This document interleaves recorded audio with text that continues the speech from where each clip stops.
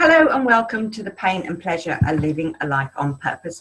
Today I have a beautiful young woman with me called Michelle Heynen, and she's from Brisbane, and she has an amazing story of the pain she endured from living with a sick mother who passed away about 4 years ago.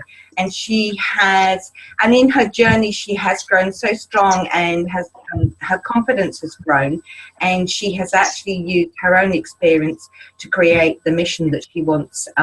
It's opened the path up right in front of her. So I'm not going to give too much away.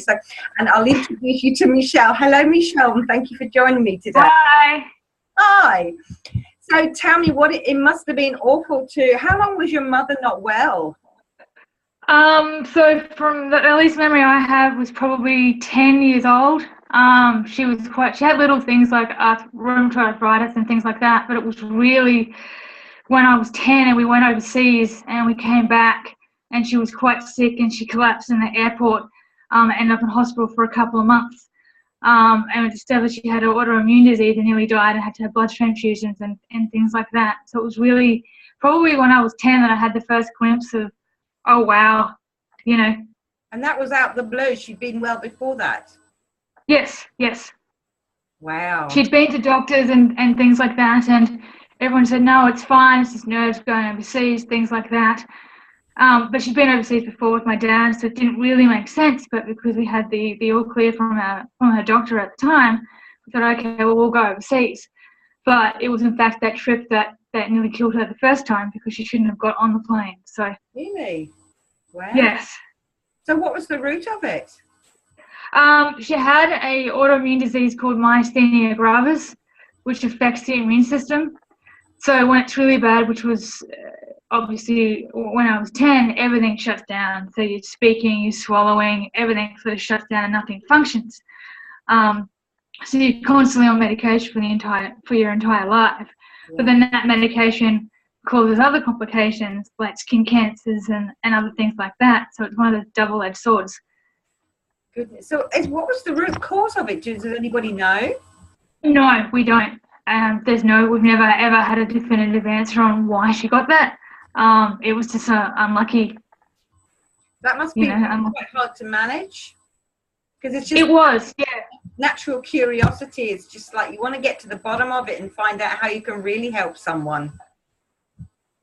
You do, and had I known what sort of things I know now and what I'm doing in my own personal development, absolutely, there could have been so many other ways other than the pills and the drugs that she was on, because it was, 8 pills a day and things like that, and it was just so incredible to have to, and hard to watch, her go through that on a daily basis and struggle, but she didn't show her struggle to us, but I could see the inner struggle, so. Right, and so what was it? You said there that if only you'd known then what you know now. So what have you gleaned for yourself throughout this journey? You've actually put your own experience into a book, haven't you, and what's your book called? So my first book is called Reflections of Sandra. So it's basically divided into 3 parts. The first part would be her life story and her journey and how she tackled everything with courage and strength. But then the second part is my journey through her death and how I pretty much fell into a black hole, but then how I got myself out of it to the other side and found my purpose, which was I found it through writing and through meeting Emily Gower. And then then the third part is what I'm doing now and what I'd like to do in the future to help other people. So there's journaling activities and things like that in the book as well. So you've obviously inherited her courage from that aspect of it. She's a guy. Courage or stubbornness, I'm not sure which. Yes, I've heard that before, and some people have said to me, oh, you're very determined, and people have said, I think I'd put it a different way, like you're bloody minded or something like that. Yeah, that's it exactly. But I think courage is a beautiful word because it's and I was thinking this morning while I was journaling that the words to encourage somebody is to, it's all about the heart. The courage is the heart sort of thing, and it's the strength behind, and really just being real and raw, isn't it? So, and that is, that's exactly right, and that's what the book is. Right. And so, what courage did you see in your mum? Are you talking about her journey through the illness, or prior to? just the journey from what I can remember, from I was 10 to the moment that she passed away. Right. Like, she never let it stop her from doing anything. Like, the three of us were kind of, I've got an older sister, but the three of us, my dad and I and her, we went overseas every year, and she never let her illness stop her. Like, we always made an effort to do something and go away and travel and experience. But not only that, but she would do things for me, even though it would make her, uncomfortable. She would climb massive stairs in New Zealand so I could see penguins in wind and rain, like things like that. Like, she was, amazing in that respect. When she was sick this last time with the cancer and she was in the hospital, she would walk around the hospital and help other people make connections with nurses and counsellors and things like that, rather than worry about herself. Like, it was just amazing to watch how selfless that she could be. Did she explain, did you ever have the conversation with her as to why she was that way? Not a conversation per se, but her big belief was she was a Catholic. So she was like, the more you suffer here on earth, the more that you get pleasure up in heaven. And she just held on to that. And she always thought there was a higher power and a higher reason for all of this. And looking back on it now and writing my book, I believe that. Like, she was never meant for this world. She was always meant to be up there with the angels. Right. Because for me, when you say it's, we're not meant to struggle, I think that for me, that's really hard. Because I'll go back the other way. I was looking into what I heard you saying was that giving others joy gave her joy and was uplifting to her and made her life, although it was kind of maybe physically painful, it actually energized her to see it's that selfless act, that it's the giving and the receiving side of things. So yes, it was a struggle, but do we really have to endure struggle in order to get pleasure? That's exactly right. And I think that you've hit the nail on the head. Like, helping others and reaching out to others was her thing, and that's what gave her pleasure. Like, I can remember countless times that she would try and, she would cook us dinner and stuff like that, and Dad would try and help her, and she would get up in and go, no, I want to do it myself. Right. Because it gave her pleasure to look after us. I mean, she did everything for me because she wanted to. Yeah. She even put all my little tax details together just because it gave her pleasure and it gave her something to do. Like, so how long did she endure the journey for? So she passed away when she was 67. And I know she had like arthritis and stuff in her early 20s, and then wow, the main journey started. Yeah, so pretty much her entire life, her adult life anyway. So wow. So if I don't mind me asking, how old are you now? I am 37. I just turned 37 this year, actually. So from the age she passed away when I was 32. So wow. So you enjoy the good part, the first 2/3 of your own life, 20 plus years of your own life that you walked alongside your mum. Yes, that's right. Yeah, I didn't really look too deeply into it until I started writing the book, but I think my journey in her journey has been, a series of life lessons and teachings for me through her as well. So what inspired you to write the book? It's interesting. She did number one for sure. I wanted to share with the world how amazing she was, and how, I guess, even before I started writing my side of things and what my side turned into, to show people already, I think, what you can do and what, with your life, even when you are sick, because she did it. Yeah. And I'd been wanting to for 3 years, and then for some reason, I just kept putting it off. And then, like I said, for one random act of fate, one Thursday night I started writing, and within 2 hours, I had 2 or 3 pages. And that was just my story. And then the more Emma Gow pushed me, the more I kind of went, I know what I want to do. Like, I want to show people that they can get through anything. I mean, I couldn't have fallen any harder than what I fell when I lost my mother. because she was my best friend. But to come out of that and see how I came out of that, like, that's an incredible thing for me, and it would be incredibly selfish of me not to share it with other people and inspire other people to do the same. Yeah. And I think that is one of the beauties of life, and the purpose behind doing this series is it's to help other people, because it can feel really lonely, and like yourself, you explained yourself as being in a deep dark hole, and just that thread of hope and knowing that someone else did it and hearing this story, you're not alone, it's really, really inspiring. So how did you first get to know, did you when you wrote this, did you think, oh, this is going to be a book? Or to be honest, no. And I said this when I first launched it back in April. I initially wrote it for my niece and nephew because they were 2 and 4 when she died, and they adored her. So I initially wrote it for them, so they would always have something to remember her by. And then the more I wrote and the deeper that I was pushed to write, the bigger it became in terms of what I wanted to do with it and what I see for the book and what I still see for the book. So it was interesting. It started from something small and something, little for them, and it's just grown, which is fantastic for me. So it's a gift for others, and it's also a really cathartic process to go through writing. So whether you actually have the intention to write a book and put it out publicly, or you're just writing it for a member of family, or just for yourself, to actually listen to your intuition and get those words out, because it really does help take the layers off, doesn't it? Oh, it does. And I think, and I've said this to a few people, writing the book was better than any of the 3 years of therapy that I went through. Right. Because I got to walk in my shoes again and experience each moment, no matter how painful it was. Right. But I got to see it in a different way, in a different light, and I got to see through other things as well that I was doing, like my DMartini personal work and things like that. But I got to see the blessings in each situation. I got to see in that moment, like, for instance, when I was 10, I was watching my mum being taken away in an ambulance.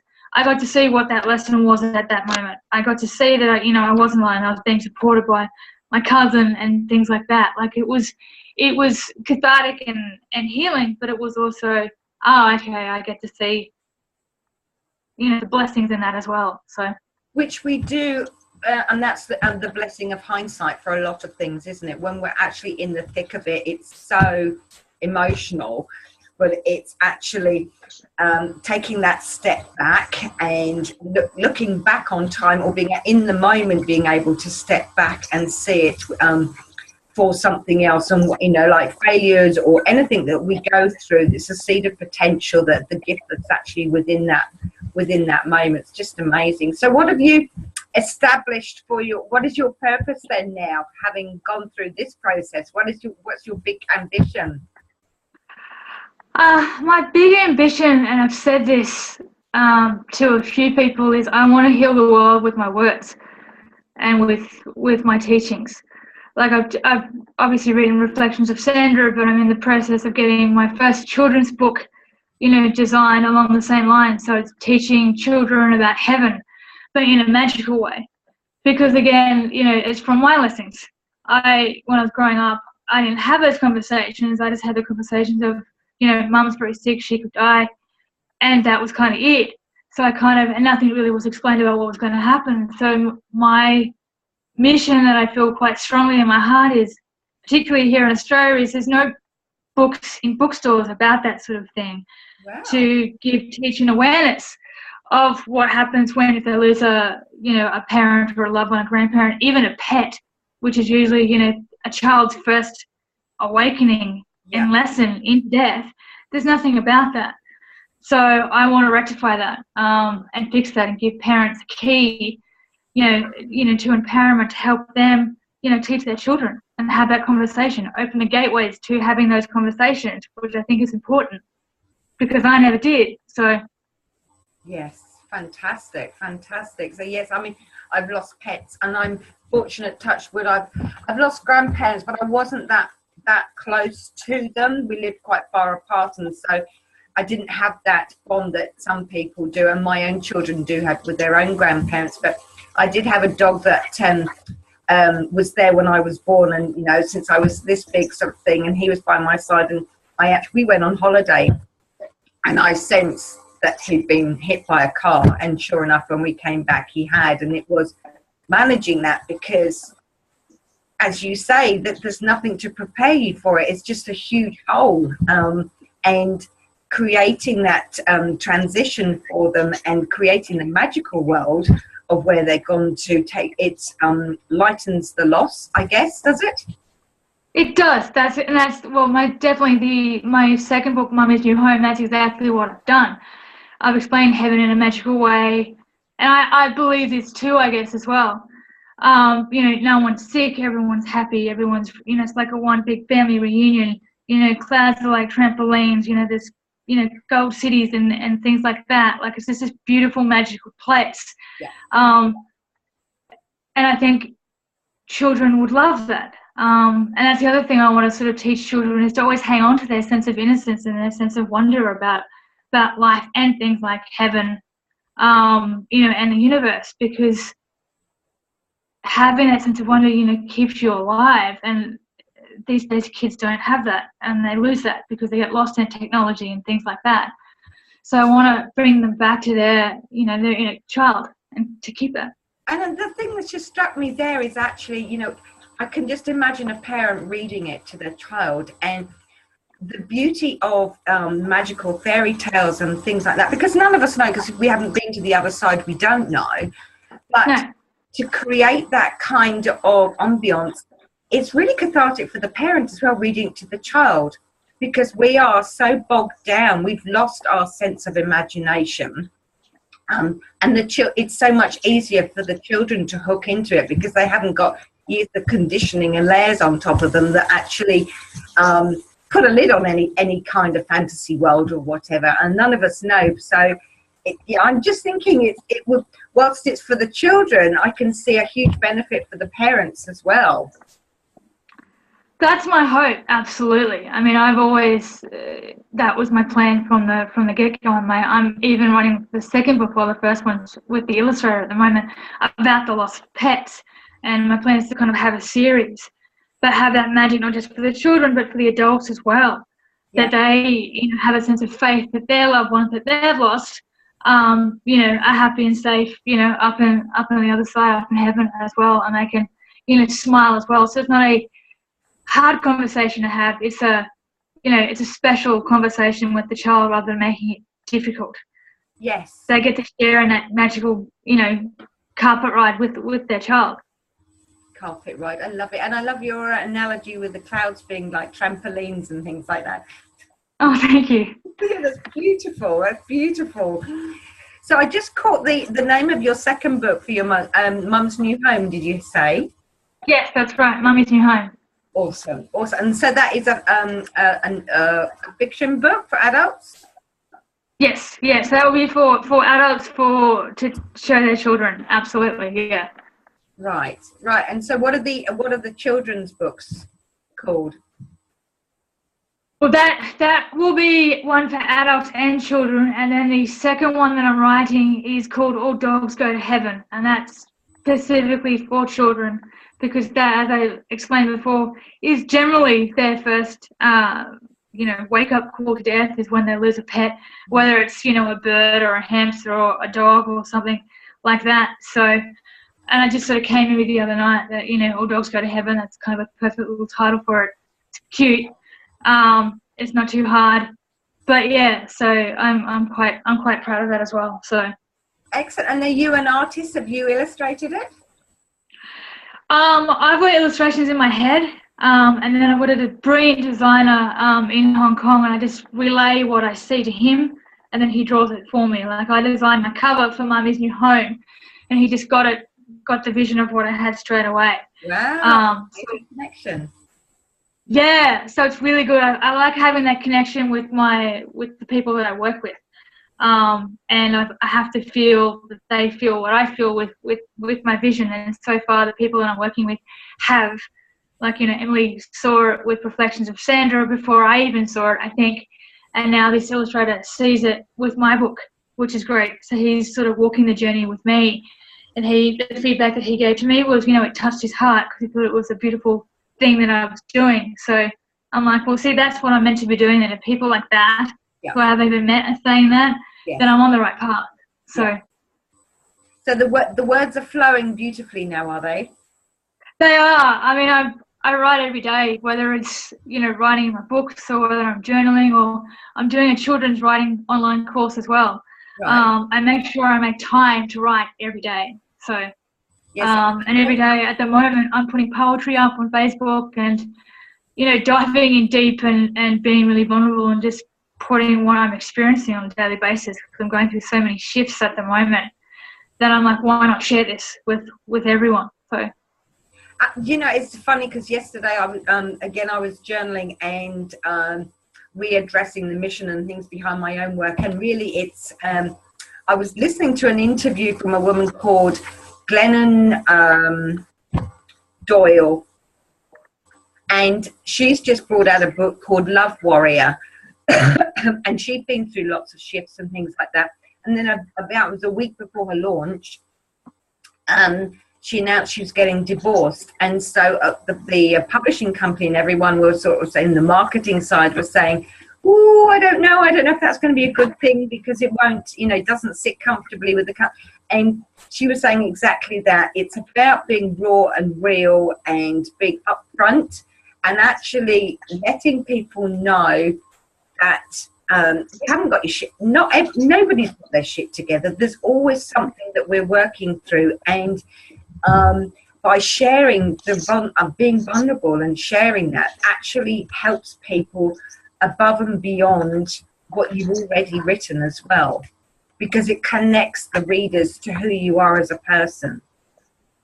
Yeah, that's exactly right. And my first book, Reflections of Sandra, is exactly that. Like, it's pretty much my heart and soul on a silver platter for everyone. Like, I haven't sugarcoated everything that I went through, everything that I felt, everything that I wanted to do to myself. And each of those dark moments is in that book. Right. Because people need to know about it. Like, people need to know that it isn't as simple as what's, I think, in some senses, society wants us to believe. It isn't as simple as the 5 steps and you're all good. Like, It's not that simple. And I want to break that stereotype. And I want to break the stereotype of, everyone needs to go on medication and things like that. I mean, yes, that I did. But had I known there was another way, which I found out later again through Emily, she opened my eyes to certain processes I could do. I would have done that, over medication for sure. So it's just opening up people's awarenesses that there are other ways. But you can transcend your pain into something, magical, which is what I've done. I mean. So apart from the writing, and you talk about transcending the pain, what sort of things did you have to go through, and what helped you? What helped you get through it? So with some resistance, I undertook the grief process, which is a process run that DeMartini invented. The 2-hour process that I did with my facilitator. What's it called? And pardon? What was it called again? The grief process. Oh, okay. Yeah. Mm-hmm. All slide C, and it's pretty much you go through a 2-hour process and you get asked all these questions of, so what do you love about your mother, what do you miss, and then bringing it back to, okay, so who in your life now has those traits? Yeah. So essentially it's showing you that nothing's missing, that person, in my instance my mother, is not missing. Yeah. And I found, she was everywhere. She was in Emily, she was in Ray, she was in my sister, she was in my father, she was in a couple of friends. Like, it was, she was everywhere. Yeah. And to go through that and have the breakthroughs of finding, like I was explaining before, the blessings in certain situations and coming out of it with tears of joy, in some senses, for her death. Because in doing this process, I set her free, but I set myself free, and she set me free by passing away. Yeah. Which, a lot of, and that's in the book as well. I'm like, and I'm fully aware that I'm probably going to be brought under the spotlight for that, but when you go through it and you come to a realization that death necessarily isn't, you know, the end of the world and there are blessings to be found, it's amazing. And at the end of that 2-hour process, I had a 10, 15-minute conversation with my mother through my facilitator. And it was like I was looking at her. Right. It was amazing. Like, and it changed my life completely. Wow. Fantastic. Yes. And for me, it's hard when you've not been through. I've been through the dog side of things, but when it's somebody quite so close to you, it's actually about stepping outside of ourselves and seeing, not holding on to something that's not good for us anymore, and allowing and accepting and letting that person take whatever path they need, whether it happens to be through them passing away or moving somewhere else and being out of your life altogether.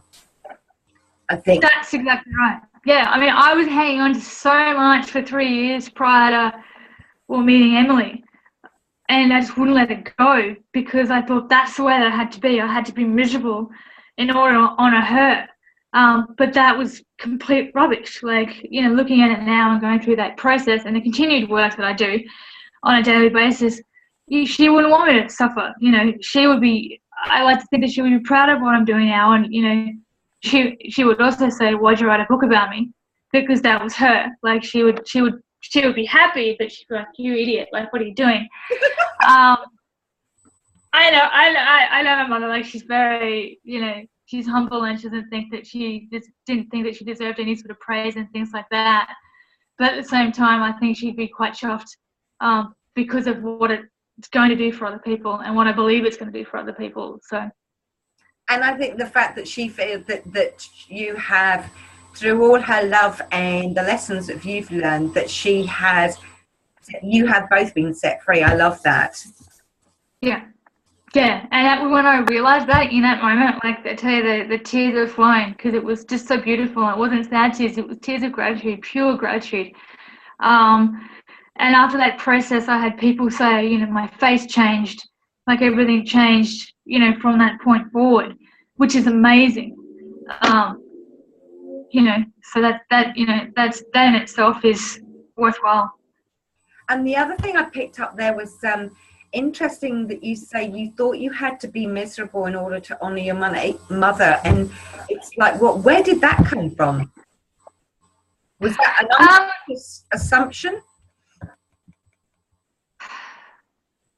You know, it's interesting. I've never thought about it. It was just, I think it was an assumption, like, because I always had a very close relationship with my mother. Like, I found out when I was writing the book that, you know, I was a blessing because they didn't think they could have me. But then when they had me, I was sick. I was born, you know, 1 month premature. I nearly died. So I had that close relationship with her from, you know, day one, pretty much from conception. I had that close relationship. I had goosebumps. I still have goosebumps when I say that. Like, I'm learning. I had another heart-opening moment last night about it too. And I think that I couldn't see myself happy without her in my life. And I thought that meant in my physical life. I didn't at that point understand that she was still in my life and I could be happy. I thought that because she wasn't in my physical life, I didn't know where my place was in the world again. So I immediately was like, I lost an arm and a leg all on that day that she died. It was like I lost an arm and a leg in an instant. But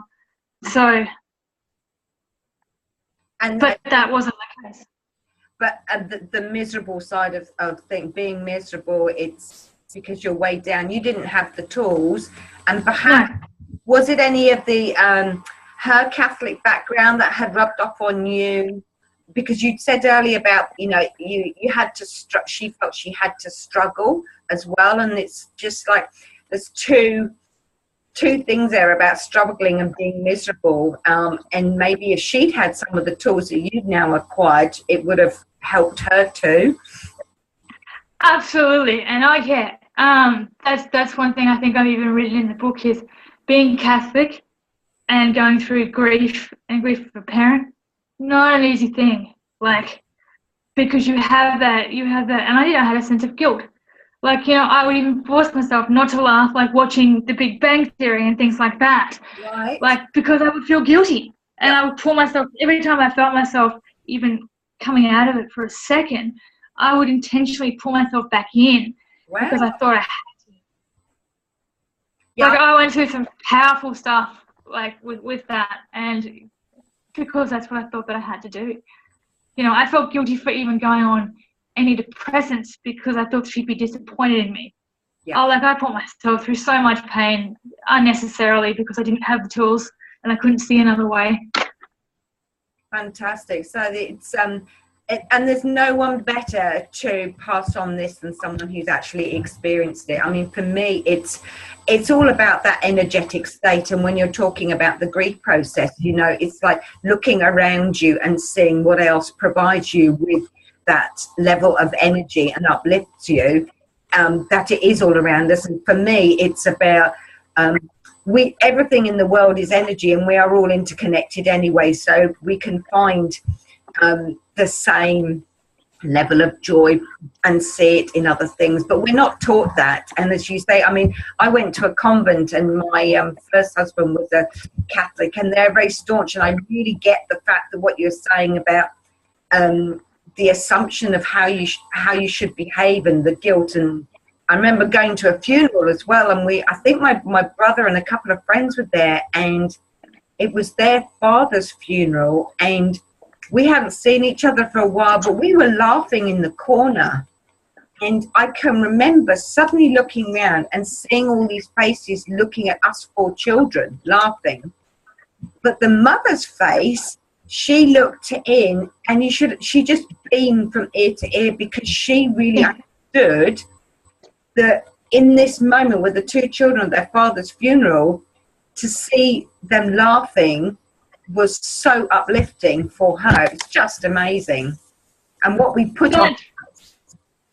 That's exactly right. I mean, I even went as far as like, and I think I put this in the book, you know, I didn't cry once in the 3 months because her cancer journey, this wasn't her first cancer journey, but this cancer journey was 3 months. So she was diagnosed in November of 2011 and she passed away at the end of February 2012. I didn't cry once. I didn't even cry at her funeral because, again, in my head, my perception was, okay, I need to be strong. I cannot be seen as being weak.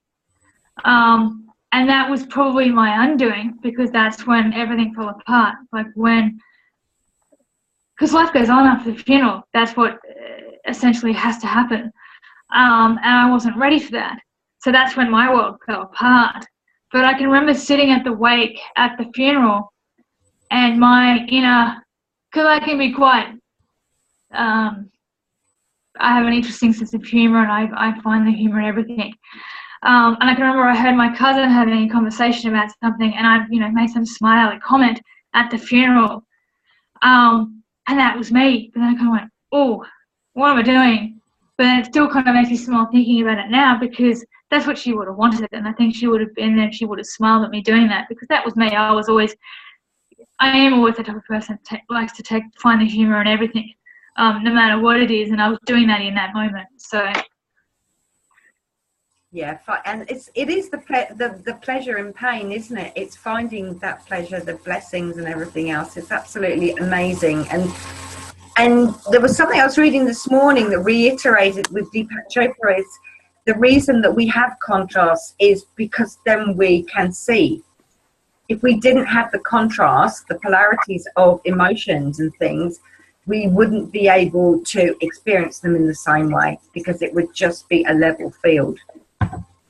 That's exactly right. And as I touched on before, as hard as it was, and in some ways I didn't have a childhood, because my childhood and my whole entire life was pretty much centered around my mother and my family. Yeah. I don't regret that, because I learned something in every single moment from her about how to live my life now. Like I was, even at 10, on my path then to my purpose now. I just didn't know that, because, again, I didn't have the tools, I didn't have the foresight to see that. I mean, it's very rare these days, and it's a shame that, children and 10-year-olds and so on, even young adults, 18-year-olds, they don't have the awakening that they can, see that in the moment, in what they experience. They just focus on the negative of, oh, I don't have a job or this or that, and they can't see that you're meant to be where you are at this exact moment. And, I think, and one of the biggest things for me, and it stays with me all the time, and I always remember it, Emily said to me, trust life, and it will catch you. And that's what you have to do. And that's all I do now, is I just trust. I don't stress anymore. I just trust that life's got me, and it will catch me, and I will fall exactly where I need to fall. So. And when you fall, you know that there's a seed of potential, there's a gift in where you fall. That's exactly right. And there always is. Like, there's always something. It's amazing. So in every situation, how do you go, oh, that's annoying? I'm like, well, no, it's not, because if we didn't go through that, then we wouldn't be doing this. And, having potential to be somewhere else that's better, and more fulfilling. So I think that, it's a beautiful thing. Challenge is a beautiful thing, because you always learn and you always grow from it. Yes, definitely. And because the challenge is uplifting, and you sometimes have to go through that storm to deal with the change of energy that's basically there and that takes you to the next level, sort of thing. So what's your big mission? What do you want to do with all these children's books and books of yours? Do you have a big vision? I have a big vision. It came to me, I think last week. I see a cartoon series as well, stemming on from the books. Awesome. So just little 15-minute, cartoon series, based around the book, where, to get children more involved as well. So I see that, being streamed maybe online. If I keep going the way I am, I'd love to see it on TV, in the mornings, which is generally when little kiddies are watching as well.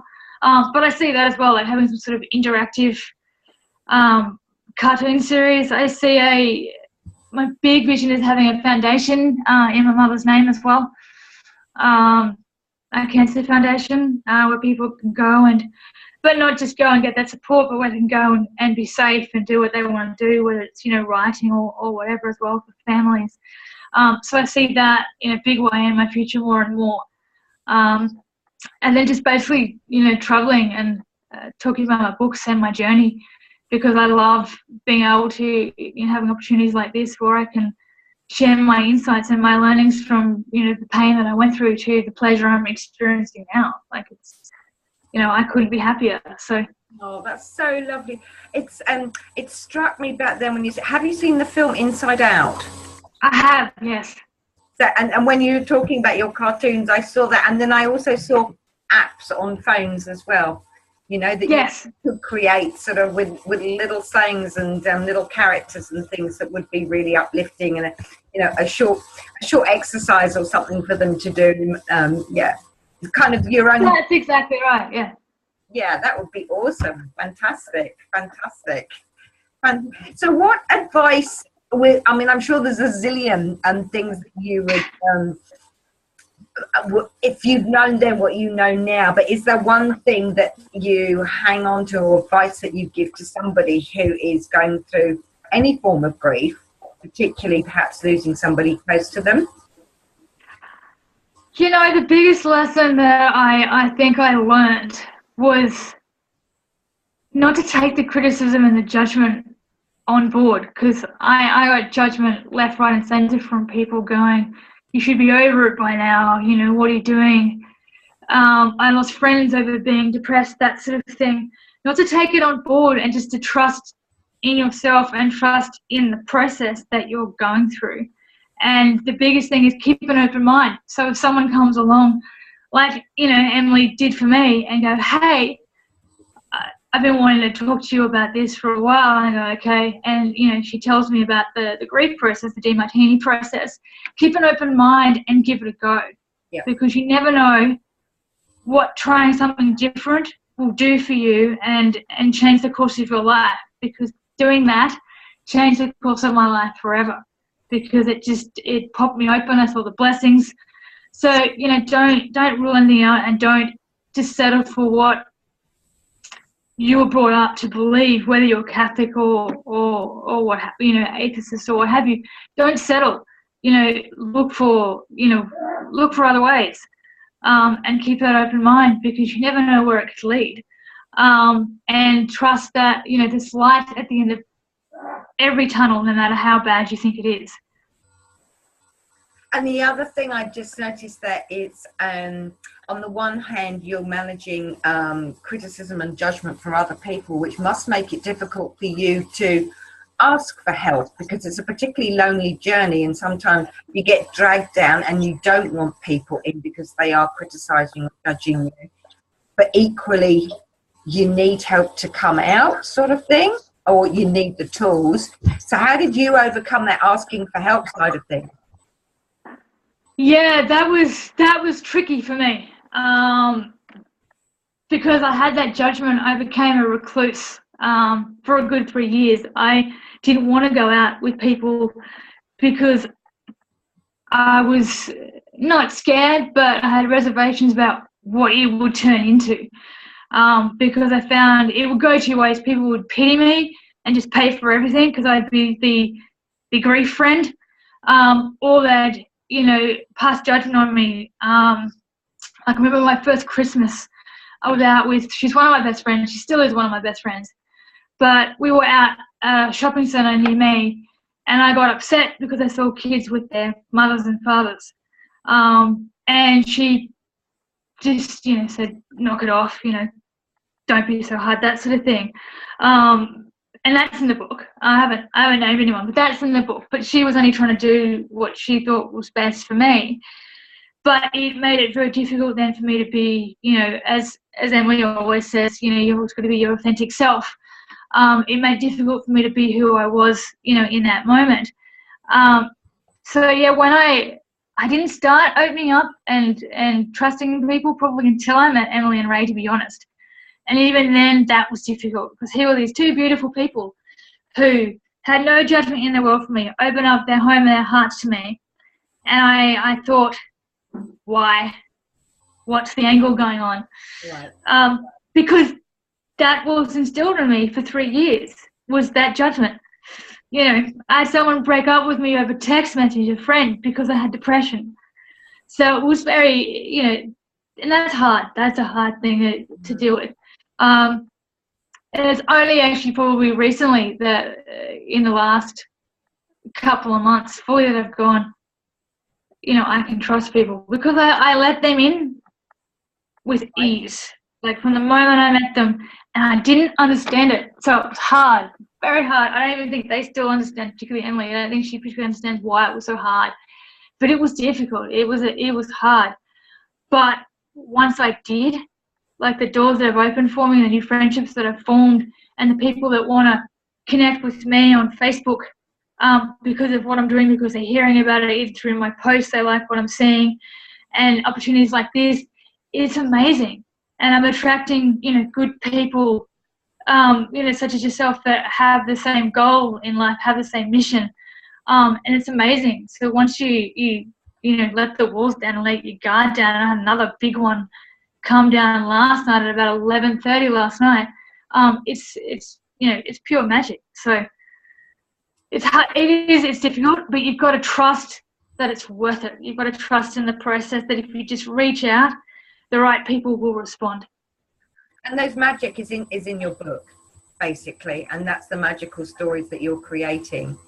I just read, perhaps we could end on something, because you were talking about your friends and how other people deal, and if you haven't dealt with how to manage grief yourself, there is no understanding. And I have a friend who, her son, he was 16, 17, and just suddenly his car blew in front of an oncoming truck, and she said for years it feels like there's an elephant in the room, and there are moments when you feel alone, and when people come and see you, you're grateful, but you actually want them to go away. And once they've gone away, you want them to come back again. What advice would you give to people how to be a good friend, companion, supporter through that grief? What do you need when you're grieving to help you through it? You know what? For me, all I needed was someone to listen and not say a word. Like if I had a bad day, or I was, wanting to abuse everyone in the world for having a mother and not me. Just let me do it. Yeah. Don't have a go at me for it. Let me get it out of my system, because that's the healthy way to go. Because if you try and get that person to repress it and go, oh, hang on a second, stop that, or it's 2 months now, don't you think you should be over it? That doesn't help the process. That stifles the person's growing and lessons in the grief process. So the biggest thing that anyone can do with a friend, relative, whoever that, you know, has lost a parent, or, you know, even a pet. I have a friend who lost their 2 dogs and they were devastated because it was like their children. Just be there. Don't judge. Don't laugh. Don't, you know, just allow them to be themselves. Allow them to be who they need to be, you know, each day to get through it. You know, don't judge them is the biggest thing for me. And sometimes it's also, unless you've been there, not making any comment or suggestions, as you say, you know, because I tell you, so I read something a few years ago now about grieving, and you were talking about somebody saying it's 2 months, you should be over it. There was some psychological thing that was saying that 3 weeks and you should be over it. And I get, for real? I don't, I've never been there, but I mean, you're never over it. You just manage it, and you put a new perspective on things. You see the blessings in it, and you've got people alongside you, and you can move on in your life, and you can make something from that pleasure you have. And it's the gift, the celebration of that person's life that helps you to see, rather than perhaps seeing it as a death. It's the celebration of the life they had and the lessons they passed on, and then sharing them, isn't it? That's right. And you know what, writing the book and experiencing each day something different, I have more of her in me than I realized. And you know, she's in my heart now. I still miss her, but I have no sadness now. Like I can smile and think of her, and it's great, and have a tear, but tears of, you know, happiness, not tears of sadness anymore, you know. And it's amazing. I can have open, honest conversations with people that I don't hide what I've gone through anymore. I'm not ashamed of that anymore. I'm quite proud of that, because, you know what, it's made me who I am today, and it's put me on the path to, you know, helping other people, which I've always been that person. I just, you know, wasn't able to do it back then to what I am now, because she was still teaching me. So, you know, that's amazing for me, you know, and I do. I smile every day. I feel her in my heart every day. Like I feel her now in this conversation, you know, quite strongly. You know, she was at my book launch beside me. Like, it's amazing, you know. You've just got to be open to it. You've got to be open to the blessings and the wonderful things that can happen in the process, which will sound strange to quite a lot of people, I'm sure, but there are. You just have to look for them. Yeah. And be open to finding them.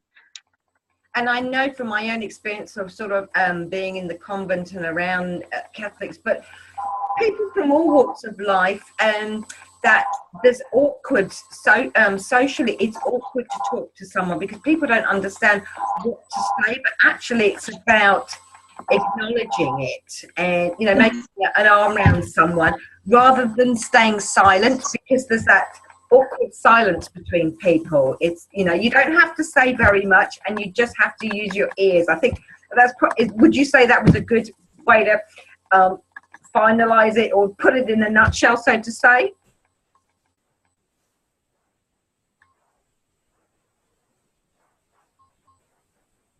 Can you hear me?